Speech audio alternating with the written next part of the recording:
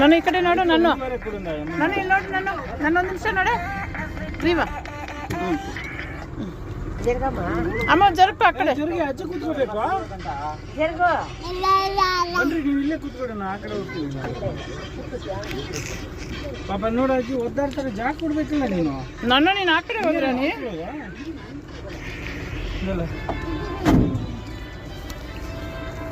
ಕೊನೆಗಾಲ kilo 100 ರೂಪಾಯಿ. ಅಜ್ಜಿಗೆ ಜಾಗ ಬಿಡ. ಬ್ಯಾಗ್ ಎತ್ತು ಆ ಕಡೆ. ನಾನು ತಿಂದೆ. ಕಂಪ್ನಿ ಫೋನಲ್ಲಿ